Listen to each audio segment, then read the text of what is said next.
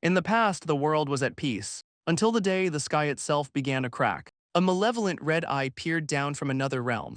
The Demon King invaded, unleashing countless monsters. But humanity had defenders who stood against them. They were the divine knights, servants of God. Through a vow, they gained supernatural power to fight back.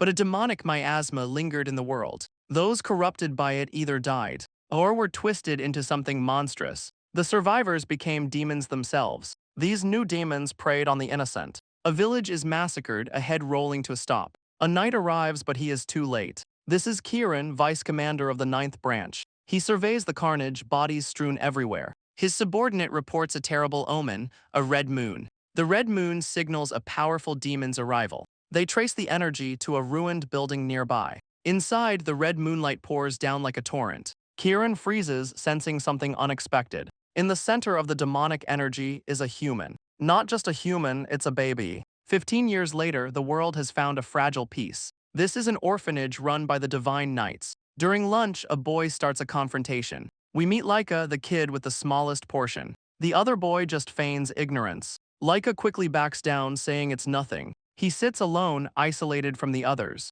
An outcast in a room full of children. This is our main character, Laika. He was the sole survivor of a demon attack. His survival and birthmark make others suspicious. They believe he is a monster, so they feed him leftover garbage. A bully taunts him with the scraps. Every orphan here lost their family to demons. The bully calls over a new, younger child. The little boy is still crying, having just arrived. His parents were killed by a shape-shifting monster. The bully turns the boy's grief against Laika. He's surrounded and ordered to apologize. Laika insists he's human, but the boy is distraught. The grieving child screams, "You monster." The bully uses it as an excuse to strike. He pins Laika down, demanding an apology. Laika is helpless on the floor, utterly defeated. Broken, he finally whispers an apology. Later, he's left to clean the mess alone. For over a decade, this has been his life. But there is one way out of this hell. In 5 days, the selection test begins. He can't stand this place a moment longer. He will escape and become a divine knight.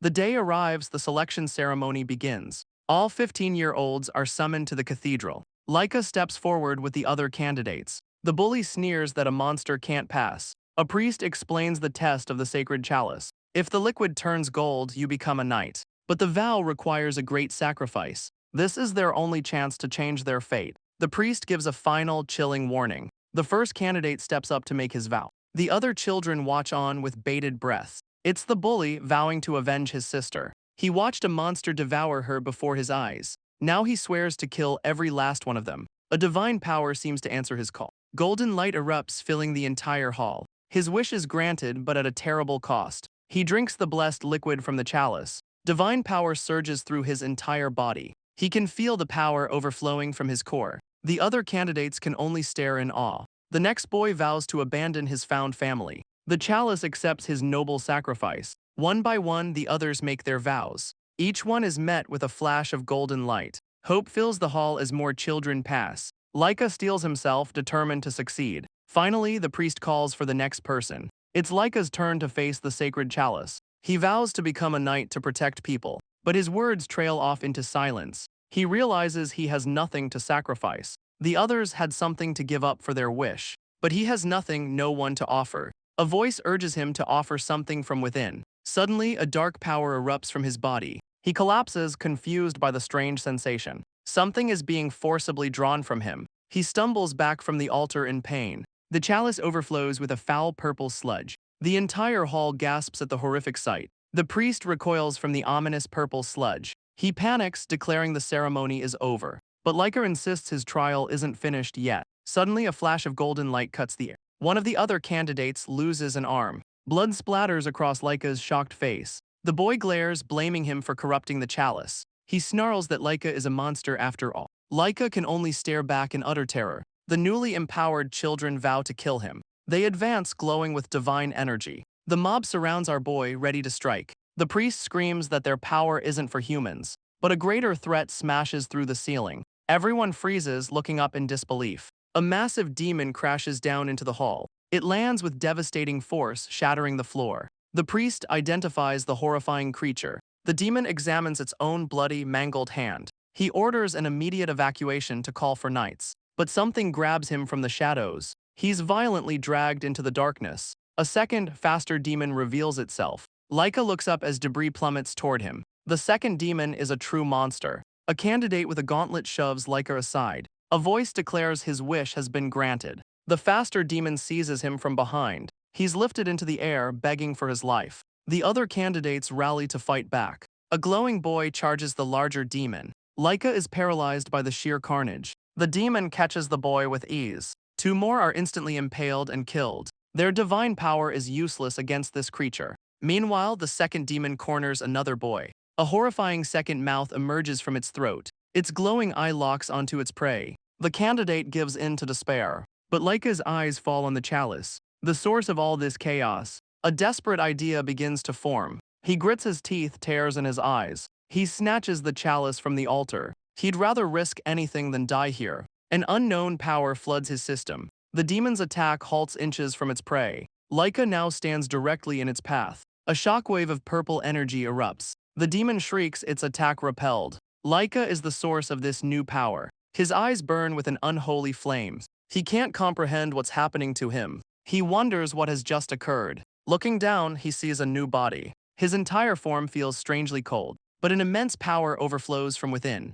The second demon roars, preparing to strike, but Laika easily dodges its furious assault. He turns his attention to the larger monster. He sprints up its massive tentacle. His arms crackle with raw energy. He closes the distance in an instant. A magic circle forms in his palm. With tears in his eyes, he unleashes it. He shoves the explosive spell forward. The demon's head is engulfed in light. The creature is completely obliterated. Laika lands, the power already fading. The boy he saved now has white hair. He collapses under an immense pressure. The glowing candidate stands over him. The candidate is furious, unable to believe his eyes. Laika stares at his own hand, his severed arm now restored. He looks up, completely lost and confused. Suddenly, a colossal sword smashes down from the heavens. The blade shrinks, transforming into an elegant weapon. A new figure appears, explaining the danger of demon miasma. A red-haired woman stands atop the sword's hilt. She asks Laika if he was the one who won. Her gaze is sharp, her expression intrigued. Laika recognizes the legendary divine knights. The woman smiles, impressed by our boy. She praises him for his remarkable feat. She is Arthur, commander of the divine knights. Laika is awestruck by the power of a real knight. Commander Arthur turns as her name is called. The rest of her squad finally catches up. She coolly tells them they were too slow. Our boy stares at the commander, a plan formed. He realizes this is his one chance. If she acknowledges him, he can leave the orphanage. He scrambles towards her, desperate to be heard. He bows deeply, confessing his dream to be a knight. With all his heart, he begs to join them. But the candidate screams for them to kill the monster. The candidate accuses Laika of being a monster. But the divine knights are watching him closely. The boy insists Laika transformed without a vow. Laika tries desperately to deny the accusation. One of the knights simply flicks his finger. The candidate is sent flying across the courtyard. He tumbles hard onto the stone ground. Arthur reminds him that Laika saved his life. The bully is reduced to a blubbering mess. Laika stares, completely baffled by the scene. He asks what she meant about the vow. He explains the demon attacked mid-ceremony. He believes the chalice gave him a knight's power. But Arthur tells him that's impossible. A cold sweat runs down Laika's neck. She demands to know who he made his vow with. He stammers, admitting he never made one. The commander's expression remains unreadable. She grabs his head, intrigued by his strange power. She wants him to demonstrate it for her. But Laika panics, having no clue how to use it. He awkwardly tries to explain his situation. Arthur sighs, deciding to take matters into her own hands. She suddenly grabs him and slings him over her shoulder. Without warning, Arthur hurls him into the sky. Laika tumbles helplessly, thousands of feet in the air. She yells for him to show her his power. If he can't, she'll simply let him fall. Her own knight calls her a demon for this test. Laika screams, plummeting back towards the ground. Pure terror fills his eyes as he falls. He knows he has to use that thing or die. Suddenly, a colossal winged beast appears. Laika stares in utter disbelief. The knights identify it as a deadly sky-eater bird. In an instant, the creature swallows him whole. The blue-haired knight moves to help, but Arthur stops him. She says this is the perfect chance to see Laika's power. He can only grit his teeth at her cruelty. The sky-eater flies away with Laika inside. He finds himself inside the monster's stomach. The remains of past victims float around him. Refusing to die, a strange power awakens. A dark energy begins to radiate from his body. But the stomach itself has its own defenses. Horrific parasites emerge from the fleshy walls. One lunges, ready to devour him. A memory flashes, a man's final, terrified moments. The parasite looms over a terrified Laika. He curses the knights and the orphanage. The monster lunges, its maw wide open. But he refuses to die in this hell. A dark power explodes from within him. He groans, struggling to control the surge. A massive, shadowy wing erupts from his back. The energy spirals into a violent vortex. Below, Arthur and her knights simply wait. He questions her recklessness, but she has a goal. She must know if his power is an asset. Suddenly, the Sky Eater shrieks in agony. Laika's power erupts, tearing the beast apart. His transformed body plummets from the sky. The two knights watch him fall. He crashes into the ground with incredible force. The blue-haired knight rushes to his side. He finds Laika dazed but alive. The knight is relieved to see him unharmed. He admits Laika's power is vice commander level. Arthur recalls a baby he saved 15 years ago. The knight had defied orders to protect him. He is Kieran, a divine knight's commander. Kieran says it might have been better if Laika died then. Arthur's voice cuts through Kieran's thoughts. The boy will be taken in, his power monitored. She stands before the ruins of the orphanage. They can't afford to be picky with their forces. Humanity, she says, is running out of time. Elsewhere, a blue-haired boy confronts some thugs. He glares back, scarred but unafraid. The leader scoffs, this is their territory. He draws his sword, ready for a fight. The entire group lunges at the boy.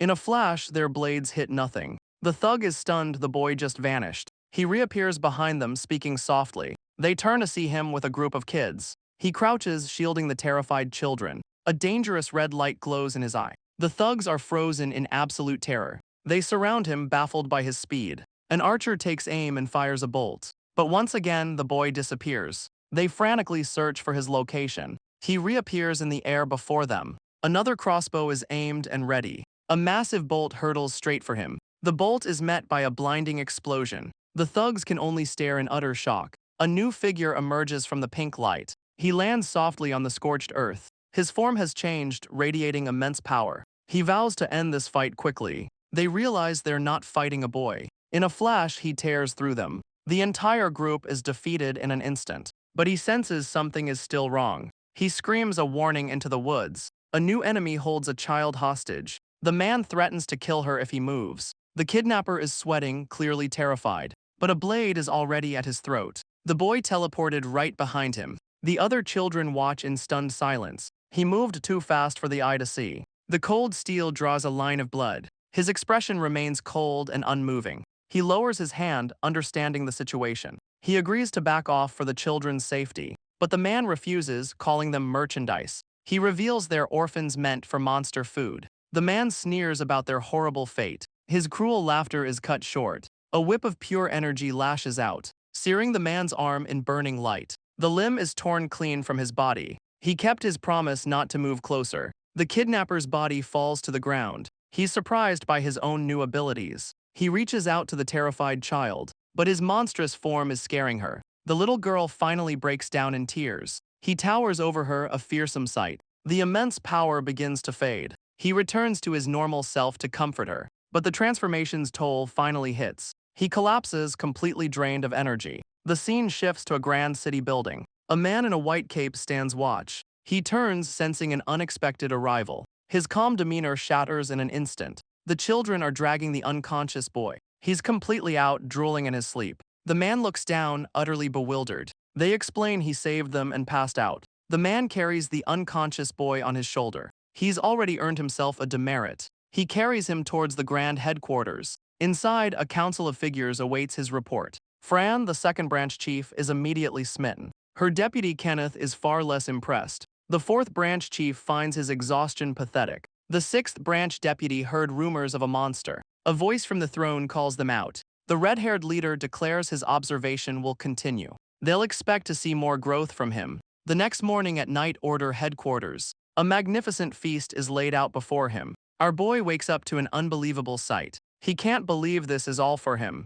He doesn't waste a second, devouring everything. He nearly chokes from eating so fast. A kind maid offers him a glass of water. She tells him to relax, no one will steal it. He's stunned by this simple act of kindness. He sees others eating peacefully around him. He remembers his past of broken, meager meals. No more beatings or being forced to eat trash. He's so glad he joined the Night Order. A voice suddenly calls out to him. He's confronted by a stern-faced knight. The man's gaze is cold and unimpressed. Ryuka, our boy, confirms his name. The stranger leans in, staring him down. Ryuka is completely bewildered by the intrusion. With a huff, the man turns away. He insults Ryuka, calling him an idiot. He orders Ryuka to follow to prove his worth. Ryuka jumps up, demanding to know who he is. The man introduces himself as Kenneth. He is the vice commander of the second branch. Ryuka is stunned by his high rank. Kenneth then turns to the kind maid. He reveals her true identity, Branch Commander Fran. Ryuka can't believe what he's hearing.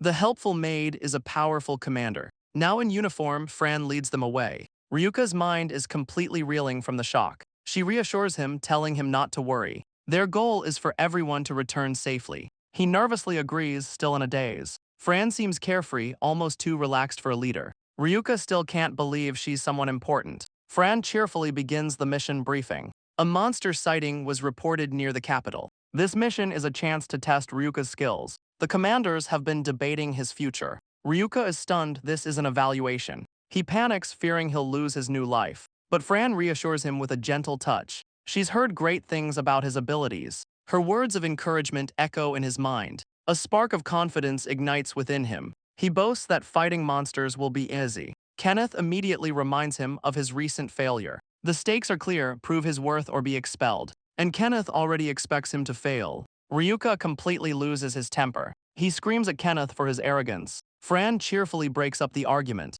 She explains Kenneth's brutal honesty is due to a covenant. Ryuka is confused by the word covenant. Then a horrifying thought strikes him. He asks if Kenneth truly thinks he's an idiot. Kenneth changes the subject, his tone serious. He asks if Ryuka has made a covenant yet. Ryuka defensively asks what it matters. Kenneth explains a covenant is the price for power. The greater the sacrifice, the greater the reward. Ryuka snaps that he already knows the rules. But Kenneth suddenly draws his weapon. He presses the gun to Ryuka's head. In the Night Order, life is cheap. A third of all recruits die within months. The harsh reality sinks in for our boy. Kenneth's cold eyes stare him down. He asks if Ryuka is prepared to sacrifice anything. The barrel of the gun gleams menacingly. Ryuka is frozen, cornered by the question. Fran tries to intervene, but Ryuka speaks. He admits he hasn't made a covenant. Then a fierce power erupts from his body. He grabs the gun, his hand glowing with energy. He remembers the commander who saved him. He escaped a hellish life for this chance. He doesn't care about the rules or covenants. He'll cling to this new life with everything he has. Kenneth is stunned by his raw determination. Ryuka's power overwhelms his divine arts tool. Fran steps between their clashing auras. She cheerfully praises their fighting spirit. Fran declares the real test begins now. The three knights stand ready in the forest. Suddenly, countless red eyes appear in the dark. Ryuka and Kenneth are caught completely off guard. Fran tells them to channel that energy into work. The ground collapses, dropping them into a monster's maw. He grits his teeth, reacting in a split second. He grabs Kenneth, blasting them to safety. Kenneth catches him, identifying the beast as a demon. The demon lured them here as a trap, but Ryuka's power begins to fade. He's exhausted from his earlier outburst. The demon's tongue whips out to attack. It ensnares both of them in a tight grip. Ryuka struggles furiously, but he's powerless. Then a figure descends from the sky. Our boy can only stare in disbelief. Fran dives in with a confident smile.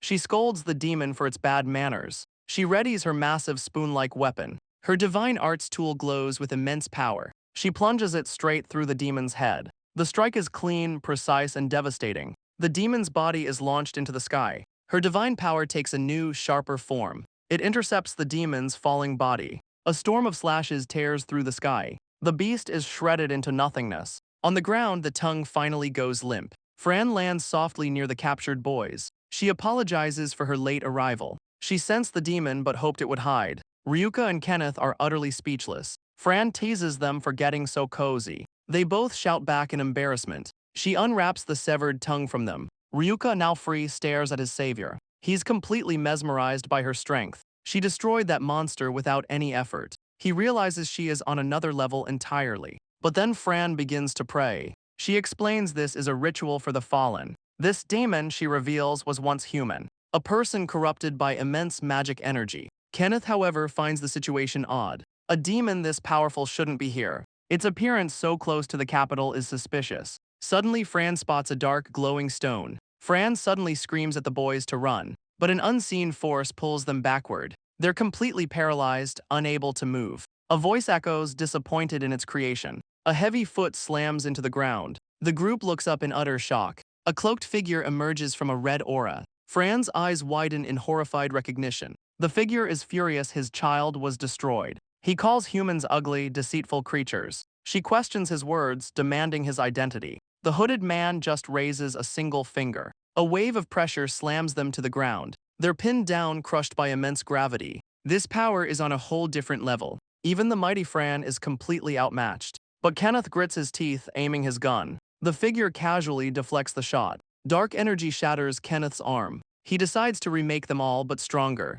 His gaze falls upon the demon's remains. The bloody chunks begin to levitate. They swirl into a vortex of flesh and bone, and descend directly upon a helpless Ryuka. Ryuka watches in absolute horror. A grotesque creature takes form. The creator watches his new child emerge. It immediately targets the helpless Fran. She's lifted into the air, completely powerless. The creature's grip tightens around her face. Its brain splits open, revealing a fanged mouth. It prepares to devour her whole. Ryuka can only watch, frozen in terror. He realizes his mentor is about to die. He remembers her promise to protect them all. He recalls her faith in his potential. A desperate scream erupts in a blast of fire. The sudden power catches everyone by surprise. Ryuka's body erupts with raw, untamed energy. His face twists into a manic, powerful grin. The others can only stare in disbelief. He gathers a ball of destructive power and unleashes it with a furious roar. The blast engulfs the brain-like monster. Fran is thrown clear, saved at the last second.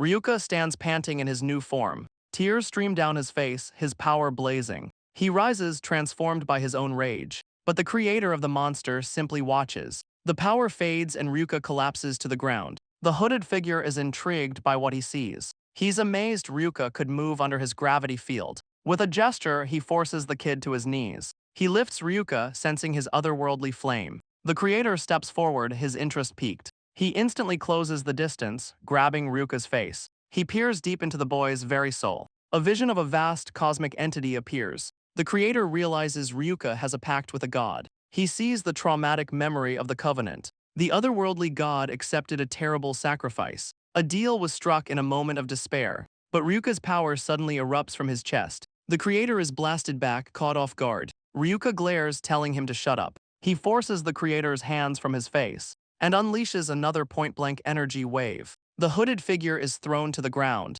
Ryuka uses the opening to get some distance. But the exertion is too much, he passes out. The battlefield falls silent, everyone is down. His allies can only ask, did he win? His ally catches her breath, surveying the scene. The hooded creator lies motionless on the ground. She rushes forward to deliver the final blow. But her attack reveals only a strange, empty puppet. The real enemy was controlling it remotely. They hurry to Ryuka's side, calling his name. She confirms he's only unconscious, not dead. But her mind is now on their true foe. The man who was creating these powerful fiends. A human possessing such terrifying, world-bending strength. A horrifying realization begins to dawn on her. She knows his name, the magic master ruler Tempest. Elsewhere in the peaceful town of Tempest Ashi, a young girl calls out to her sleeping master. A man with long white hair rests on a couch. He slowly stirs, a book falling from his face. The girl scolds him for lazing around all day. He simply holds onto his book, unbothered. He was just having a very interesting dream.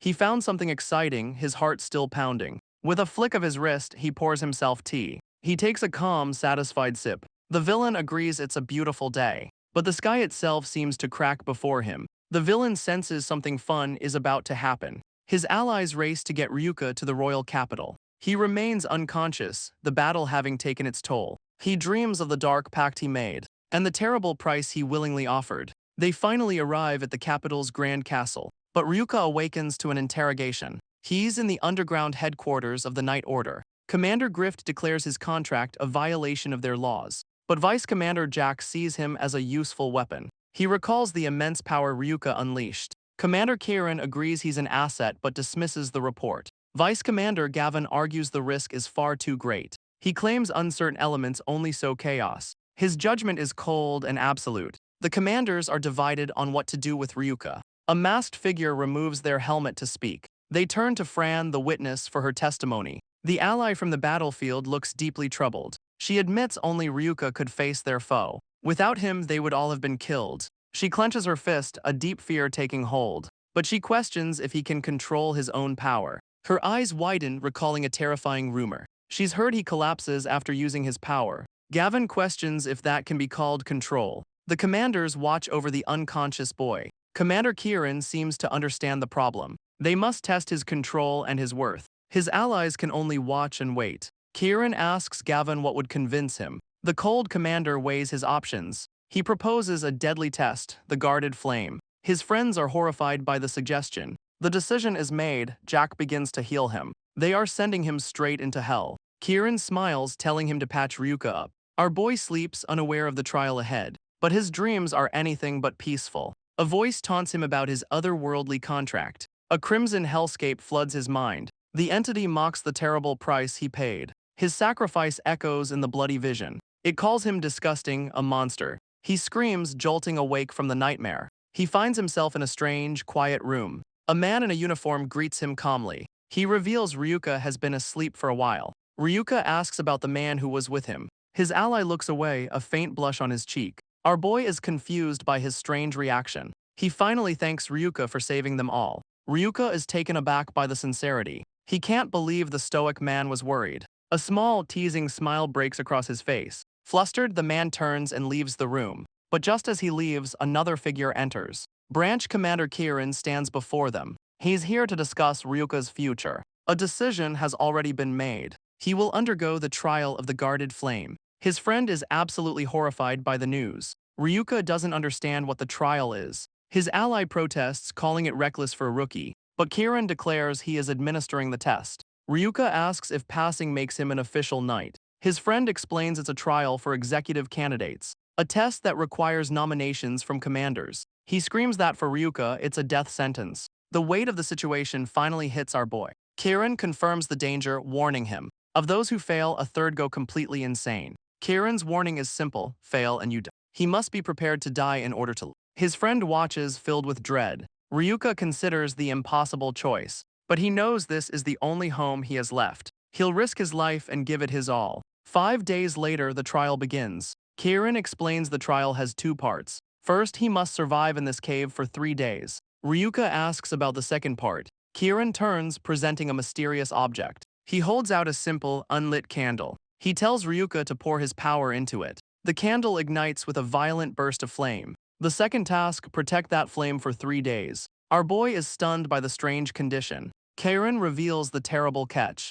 The flame will attract every monster nearby. His final words are a simple plea: don't die. The trial of the guarded flame begins. Ryuka ventures deep into the dark cavern. The candle is his only source of light. The air is thick, making it hard to breathe. He recalls Kieran's words about the dense magic. The cave's dense magic attracts countless monsters. He remembers Kieran's 2 simple tasks. First, survive in this cavern for 3 days. A monster appears, reminding him of the second task. He must protect the candle's flame at all costs. Letting it go out is not an option. And if the candle itself burns out, he fails. He unleashes a powerful energy slash. Ryuka cuts down the first creature. The monster is sliced clean in 2, but his attack had an unintended side effect. The candle's flame suddenly erupts. It burns his own power as its fuel. He struggles to reduce the energy output. He forces himself to calm down. The flame finally returns to a normal size. He just has to last until a bell rings. 3 days of this constant pressure.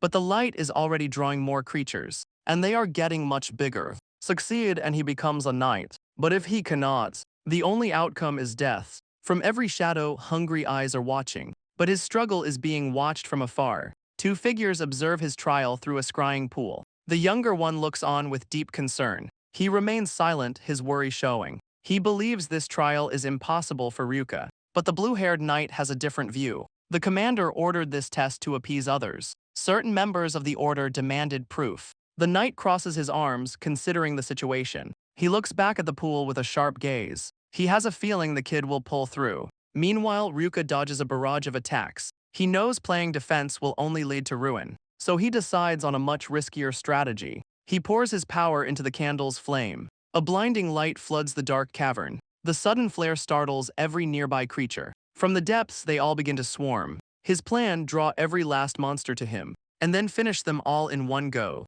The horde closes in, a tide of claws and teeth. Ryuka unleashes a desperate final scream. A violent explosion of energy erupts from his body. The blast consumes everything in its path. The cavern is scorched by his raw power. A crazed, triumphant grin spreads across his face. The observers are stunned by his gambit. The younger knight questions his reckless strategy. But the all-or-nothing attack took its toll. The blue-haired knight, however, is impressed. He admits the kid's plan is incredible. But his confidence suddenly vanishes. He plunges his hand into the scrying pool. An impossible foe has appeared in the cave. Ryuka collapses, completely spent from the blast. A scarred blonde man watches from the shadows. The knight knows exactly who's responsible. Meanwhile, Ryuka catches his breath, candle in hand. He thinks the worst is finally over. But a sudden red beam slices the air. It erupts into a massive explosion. He turns, completely caught off guard. A colossal figure steps out of the darkness. It's a mechanical, spider-like creature. 6 arms, 6 blades, ready for slaughter.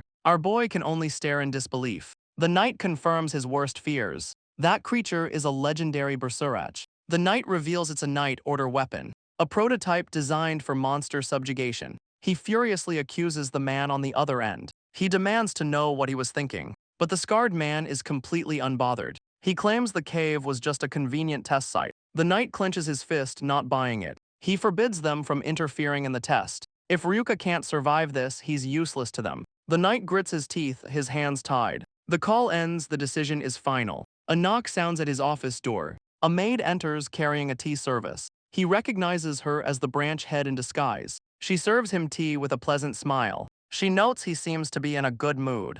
He doesn't deny it, sipping his tea. He watches Ryuka's struggle in a golden mirror. Back in the cave, the assault is relentless. Ryuka leaps away from another deadly blast. He gathers what little energy he has left. He hurls it directly at the mechanical beast. He lands, panting from the effort, but his expression turns to pure shock. The mechanical beast is completely unharmed. Ryuka stares, wondering why his attack failed. A cold dread begins to settle in his eyes. His only light source is a single, flickering candle. A voice cries out a warning as the beast lunges. He barely dodges another searing laser blast. Its targeting system tracks his every move. He knows he can't afford to waste his candles. Besides, his fire attacks are completely useless. Cornered and out of options, he dodges again. He hits the ground, scrambling for any cover. Exhausted, he faces his relentless pursuer. The machine just watches, its single eye glowing. He has to think there must be a weakness. A tense standoff fills the cavern air. The distance between them feels immense.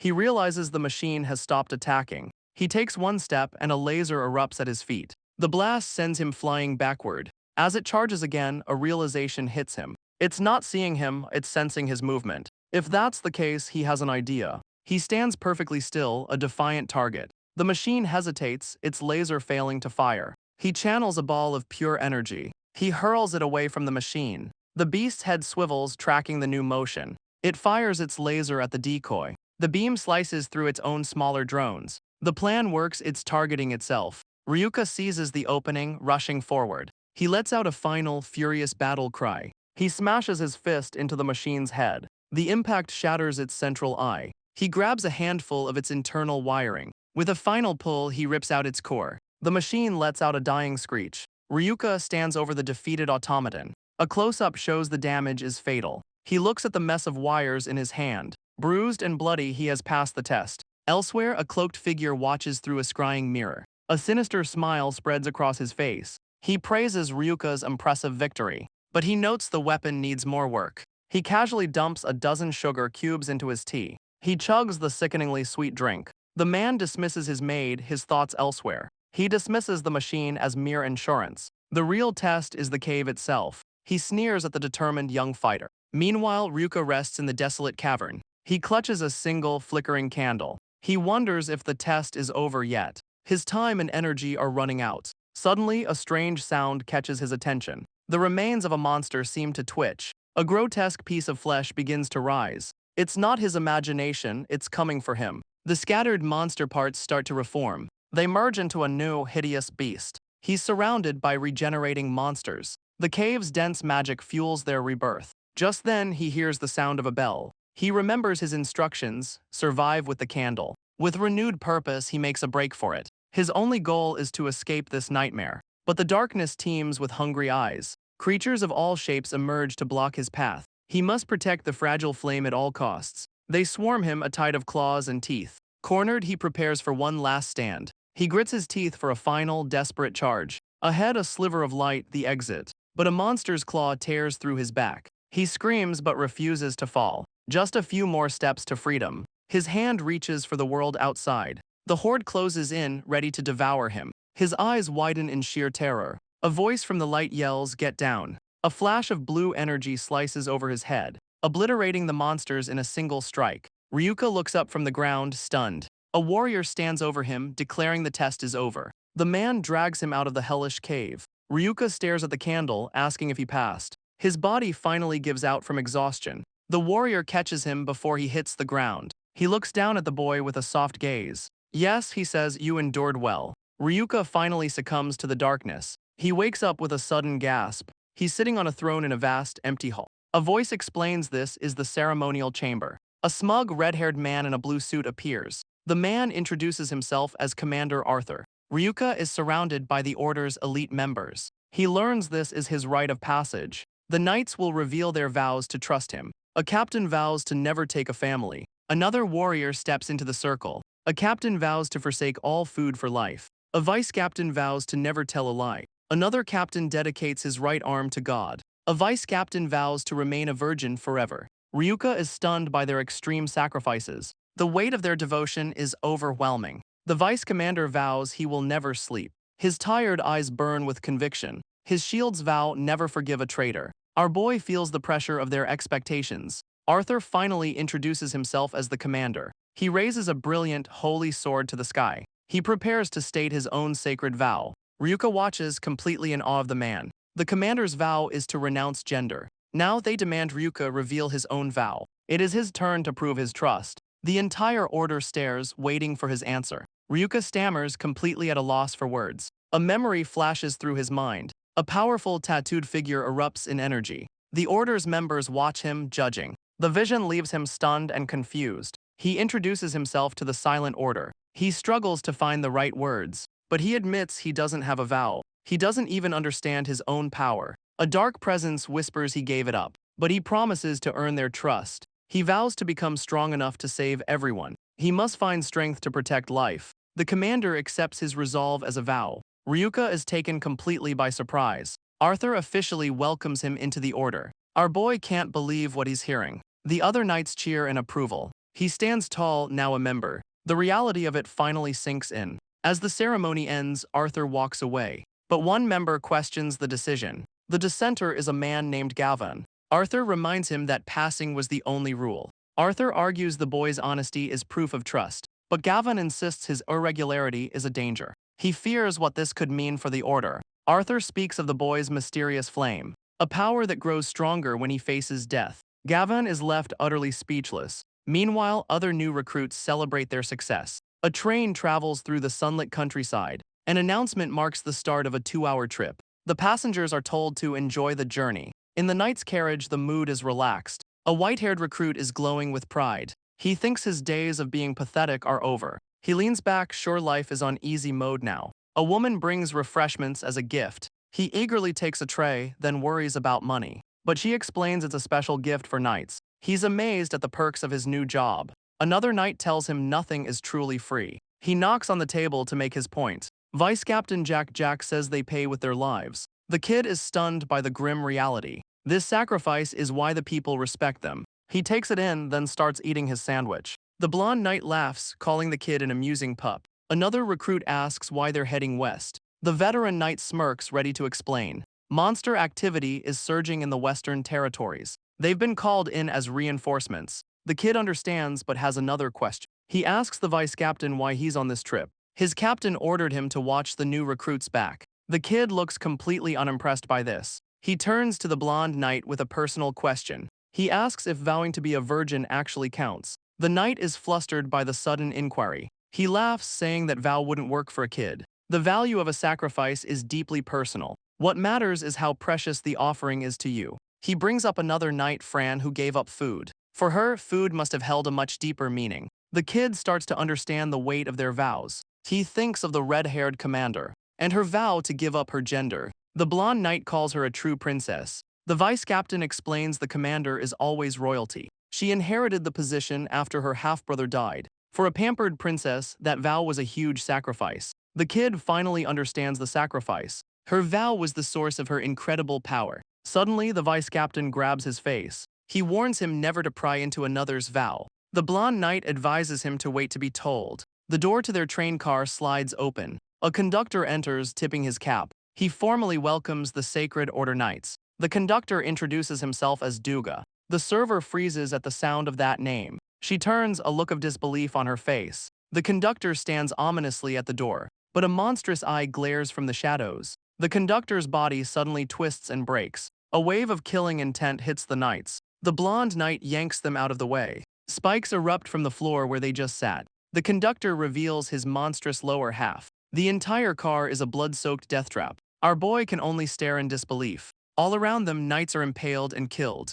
One survivor clutches his arm, bleeding out. He screams as his body begins to transform. The knight dissolves into a small, blue creature. The kid rushes to help the transformed knight, but the vice captain turns with a sharp warning. He screams at the kid to stay back. Too late, the creature lunges right at him. Its arm whips down in a deadly arc, but a hand intercepts the lethal blow. The blonde knight sends the monster flying. He realizes the knight has become a demon. The transformation completes into a hulking fiend. A voice confirms his worst fears. The conductor's body speaks, a puppet for Duga. He serves a master known as Lord Tempest. The true Duga, a tattooed giant, emerges. He vows to personally guide them to their deaths. The surviving knights steel themselves for a fight. Duga looms at the end of the blood-soaked car. The vice captain recognizes this fiendish power. He realizes their foe is the legendary Magus. The name alone strikes terror into his heart. Suddenly, the kid clutches his bleeding arm. He stumbles as another knight falls from above.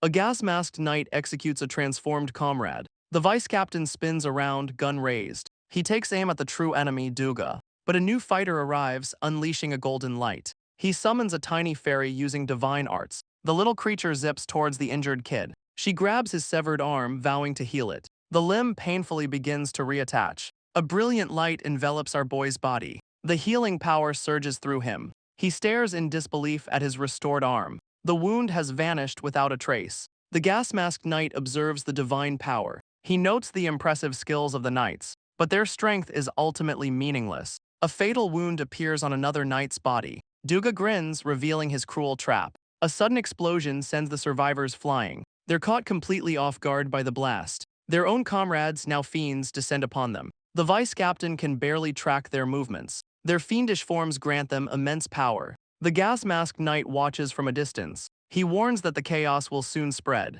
The kid grabs one of the fiend's arms. He tries to reason with his former comrade, but the monster only responds with a roar. He desperately screams for his friend to wake up. A blade suddenly impales the fiend's skull, but another fiend's hand closes in on his face. The blonde knight warns him, fiends can't be saved. He lectures the boy on a knight's true duty, a lesson he should have learned long ago. To protect the people, comrades must be sacrificed. He gives the kid a harsh ultimatum. If he can't make that choice, he must live. His resolve is absolute, his gaze cold. The vice captain orders our boy to protect the civilians. A terrified girl is trapped in the corner. He immediately grabs her, pulling her to safety. He pulls her out of the blood-soaked room. They race down the train car aisle. He screams a warning to the other passengers. He urges them to evacuate to the rear cars. The passengers react with shock and disbelief. His warning sends everyone into a frantic panic. A stampede of terrified civilians floods the aisle. He tries to direct the chaotic evacuation,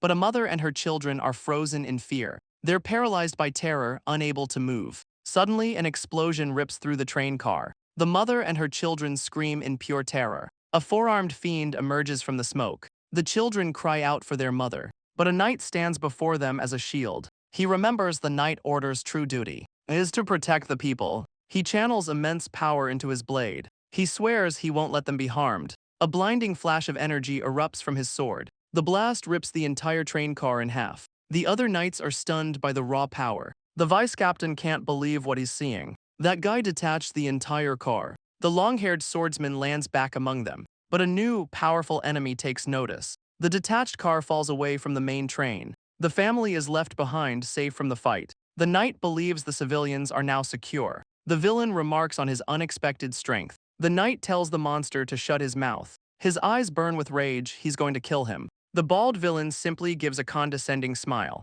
He offers a mock apology for the interruption. He claims he prepared a special welcome. The villain smirks, his welcome was insufficient. Rinko's rage boils over, his body glowing. His blonde comrade holds him back, telling him to wait. He points to the trap, charging in is suicide. The dead are sprouting into monstrous limbs. The blonde knight declares a race to the kill. The villain watches with a smug expression, but all the knights are burning with fury. The villain finds their anger quite amusing. He muses that he might actually get killed. The corpses begin to rise at his command. He's going to make their former comrades fight for him now. The blonde knight leaps in, blocking a huge limb. He prepares a swift counterattack. He vaults over the appendage to strike. A flash of green light slices it apart. The vice captain unleashes an energy blast. A snake-like creature grabs another knight. Rinko is ensnared by a grotesque monster. He roars, refusing to be held back. A blast of pink energy obliterates the fiend. The villain seems a little concerned now.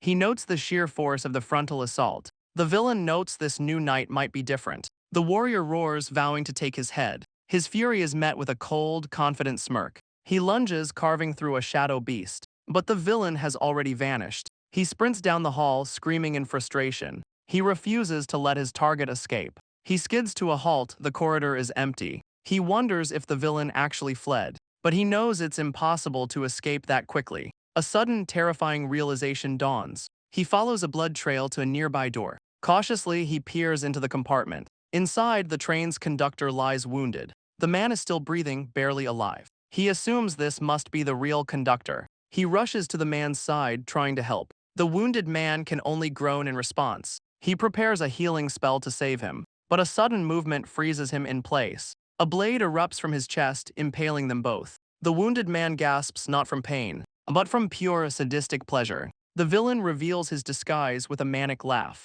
He swings wildly, ignoring the blade in his chest. The villain mocks him for being a gullible fool. The warrior grits his teeth, fighting the pain. The fiend reveals his brother taught him this trick. A strange purple form rises from the floor. It solidifies into a second, larger villain. The newcomer smirks with cold, cruel confidence. The smaller fiend hops onto his brother's shoulder. Bleeding out, the warrior vows to kill them both. But a single blow sends him flying back. His eyes widen in utter disbelief. The villain holds him up, calling him an idiot. They are the fiend brothers, Duga and Dalsa. He realizes the real conductor is still missing. Dalsai cackles that they threw him out the window. His partner arrives, screaming his name, Jack. She catches Jack's body as he collapses. She glares at the fiends with pure hatred. Duga mocks them, tapping his head smugly. He boasts that even officer knights can be outsmarted. Suddenly, a flash of pink light cuts the air. Duga's eyes widen, barely dodging the attack. The blast severs Dalsai's arm from his body. The smaller fiend lets out an agonized scream.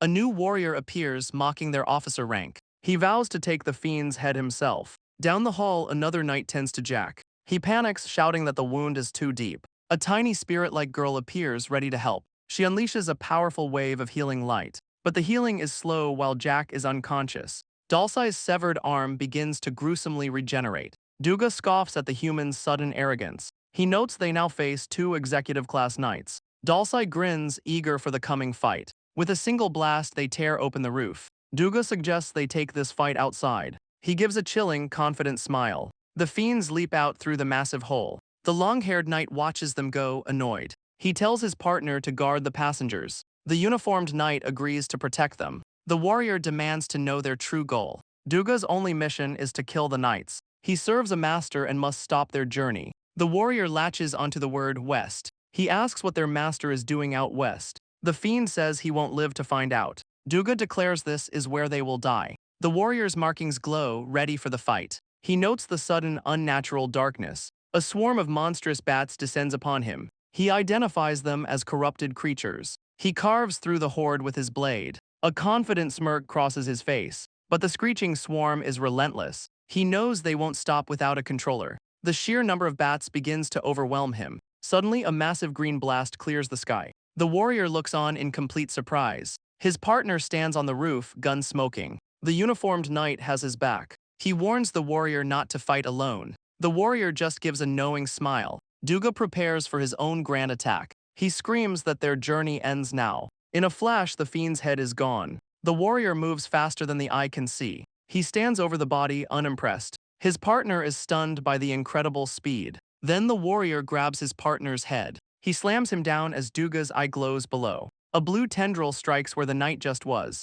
Duga's eye screams, asking how he knew. The warrior crushes the eye, mocking the fiend's plan. Elsewhere, the knight's sister is held captive, but she calmly states her trust in her brother. She remembers him promising to handle everything. Another memory shows them relying on each other. Back in the present, Duga's eye widens in terror. The sister's eye flares with pink energy. She unleashes her power, markings glowing brightly. Her captor is stunned by her sudden strength. She flips the massive man over her shoulder and slams him into the ground with incredible force. He screams as she grips his face, crushing it. She asks how it feels to be killed by a rookie. The dying man calls out for someone named Tempest. A massive cannon emerges from a dark tunnel. The man's head is completely obliterated. His body dissolves, lamenting his failure. He hopes for forgiveness in his final moments. The warrior gives a casual thumbs up to his partner. He stands over the last of the enemy's remains. The corrupted flesh dissolves into nothing. Suddenly, a boy with white hair appears. The boy's eyes widen in utter disbelief.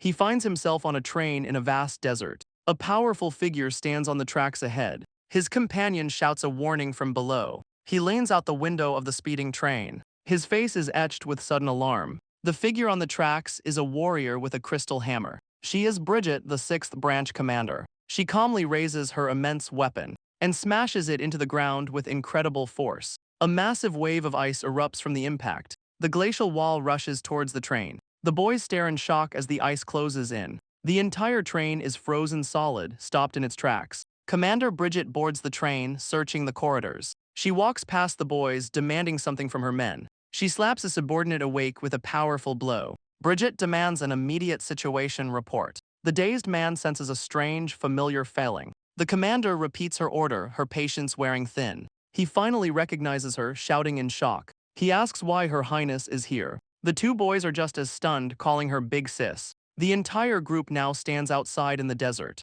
The boys are still reeling from the reveal. He wonders about this Jack and the commander. A powerful man named Jack finally appears. He begins to explain the dire situation. The reinforcements were all turned into demons. A dying man gave them one name, Demon Sorcerer Tempest. The name hangs heavy in the air. Jack's gaze is sharp and focused. Bridget orders her men to report the annihilation. They must also protect the surviving civilians. Jack forms a small team to pursue the sorcerer. Our boy remembers the dangerous figure from the train. His companion prepares to explain the legend. He was a mythic figure who summoned the Demon King, the man responsible for turning humans into demons. The kids' eyes burn with a new intensity. Their destination is a temple sealed under the desert. They travel by sandskiff, racing to the temple. He thought heavenly demons were just fairy tales, but his companion confirms they are very real. Jack explains their origin, pieces of the Demon King. These fragments brought ruin upon the world. One controlled the weather, summoning storms of lightning.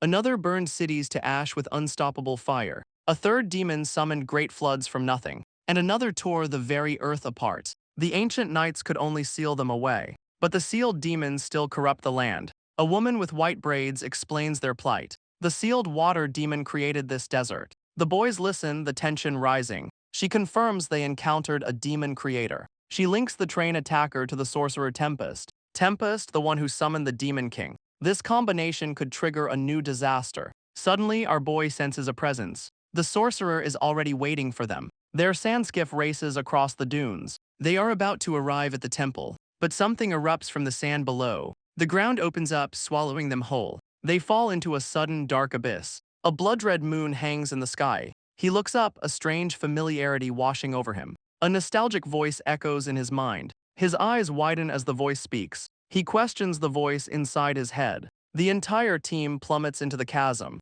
Below them, the temple rises from the sand. He realizes it's their destination. Someone lands gracefully on the highest spire. The boy tumbles through the air, helpless. A party popper explodes with confetti. He lands, greeted by an unnervingly cheerful voice. The sorcerer recalls their last meeting via puppet. The boy freezes, the memory clicking into place. A sinister grin fills his vision. He finally names his foe, Tempest. The demon sorcerer smirks, his plan in motion. Our hero's eyes widen in disbelief. Suddenly, a knight attacks with a crystal hammer. Tempest dodges, holding their guide hostage. The knight lands with a powerful shockwave. Tempest mocks the knights for their predictable violence. The knight demands the sorcerer identify himself. The woman with braids warns Tempest to leave. She orders him to abandon this sacred place, but the sorcerer flatly refuses. He claims his experiments have finally borne fruit. Today is the day his work is complete. Against the red moon, rain begins to fall. The woman realizes the impossible is happening.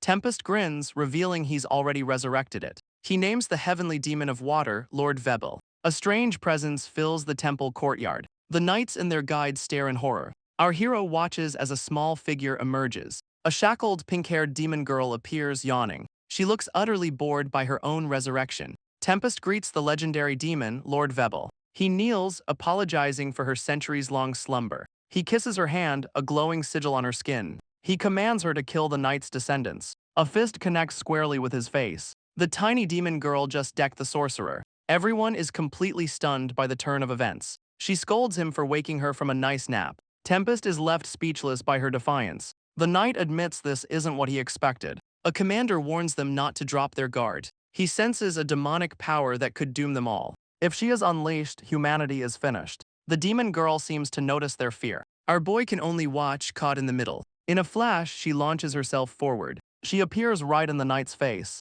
She looks at the knight, calling him Acheron. The knight is completely bewildered by her words. High above, a new figure confronts his brother. Vebel claims Acheron was resurrected in a human body. He struggles to understand what she means. His eyes widen as a terrible truth hits him. On the towers, the two mysterious men face off. The long-haired man sensed a god's power from him. The other man sweats, clearly caught. A massive energy beam destroys the spire. He leaps to safety, narrowly avoiding the blast. The attacker sarcastically calls their meeting a coincidence. Down below, Vebel decides to join the chaos. She launches herself at the long-haired man. She hurls a body at him, yelling, "Catch!" A wicked grin spreads across her face. He catches the body, only to be impaled from behind. The knight Acheron screams his ally's name, Bridget. The wounded Bridget calls for his comrade, Jack. Jack in turn summons another teammate, Neve. A small girl appears in a flash of light. Golden energy surges through an ally's arm. But Vebel strikes first, smashing Bridget down.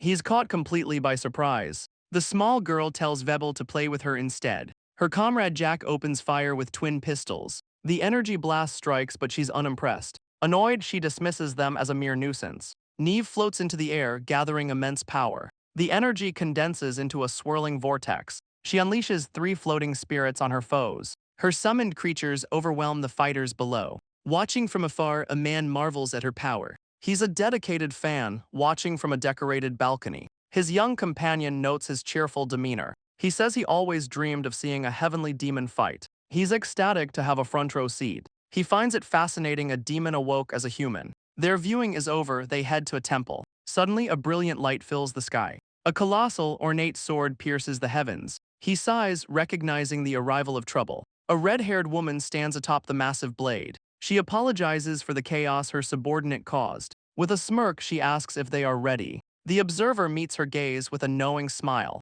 Below, the summoned spirits continue their rampage. Vebel's brother approaches the woman on the sword. The commander asks Kieran to hold out for 3 minutes. His mission, stall the heavenly demon. Meanwhile, the observer prepares to make his move. He interrupts a demon sorcerer's departure. A red-haired warrior draws a glowing sword. He asks if she will repent and stand down. He and his companion stand within a magic circle. With a sly grin, he politely declines. He lunges forward in a blur of red energy. The warrior is surprised by his sudden attack. Their powers collide in a brilliant explosion. 2 comets of energy streak across the sky. Below, Kieran and his ally leap into the fray. He tells his partner Laika the plan. They must hold off the demon for 3 minutes. The 2 fighters brace for the coming onslaught. Neve's summoned spirits descend upon them. Kieran meets the attack with grim determination. Laika is immediately struck across the face. Suddenly, a new ally joins the battle. He activates a wide-range healing spell. Laika is shocked as his wound vanishes.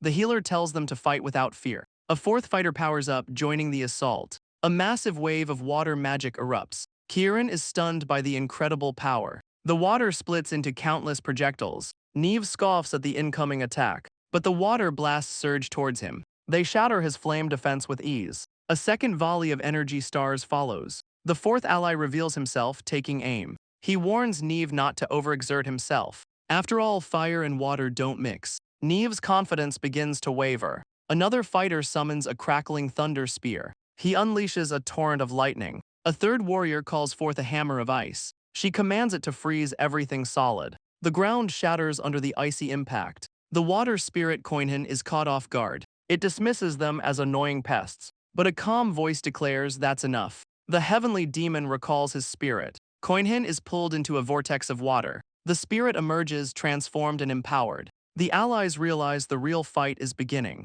The heavenly demon prepares for battle. The heavenly demon's eyes narrow with strain. A voice from his past calls out to him. He desperately tries to shut it out. He asserts his identity as a divine knight. His spirit Koinhin looks on, confused. Then a wicked, knowing smile spreads its face. The heavenly demon roars, "Don't look at me." His composure is completely shattered. Below, his allies watch in confusion. He clutches his head, tormented by his own mind. His comrade shouts his name, Laika. But Laika is hearing a strange voice in his head. He demands to know who is speaking to him. A dark echo of himself appears in his mind. It taunts him, promising power to defeat his foes. The fourth ally suddenly clutches his head in pain. But the Thunder Spear user charges forward. A blood-red moon forms behind the water spirit. Koinhin dives down with a gleeful smile. The fourth ally unleashes a barrage of energy. The blasts connect but do absolutely nothing. He's suddenly trapped inside a water prison. Koinhin smashes right through the bubble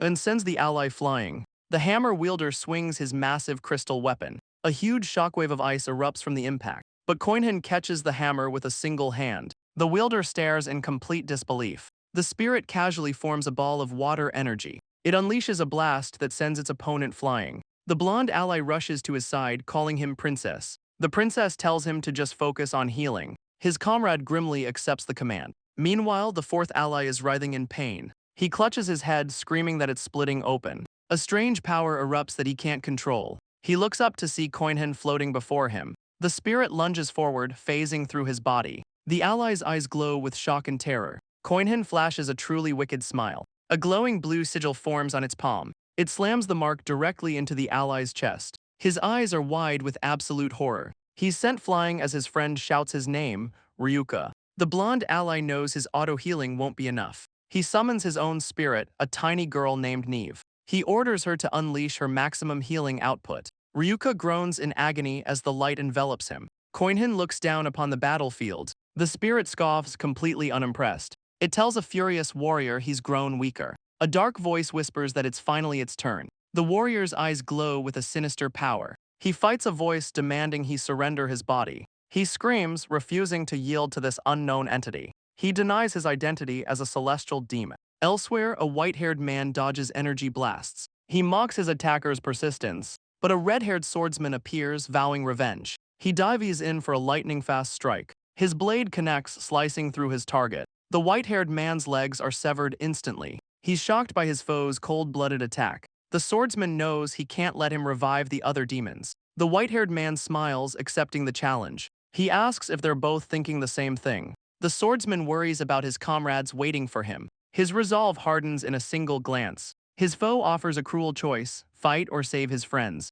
The swordsman smirks, promising to do both. He unleashes a storm of glowing swords from the sky. It's a devastating technique, Morrigan's reign of judgment. The white-haired man is utterly obliterated by the attack. His disembodied head admits it will take time to recover. He concedes that Arthur has successfully bought some time. With a final "see you around," his essence implodes. Arthur watches, his expression cold and determined. He immediately turns back toward his comrades. He streaks through the sky at blinding speed. His only thought is getting back to the fight. The entire encounter took less than 3 minutes, but his eyes widen in horror at what he finds. He arrives to a scene of total devastation. One of his allies lies dead on the ground. Another is motionless in a pool of their own blood. What he sees is a single, terrifying figure. A celestial demon stands among his fallen comrades.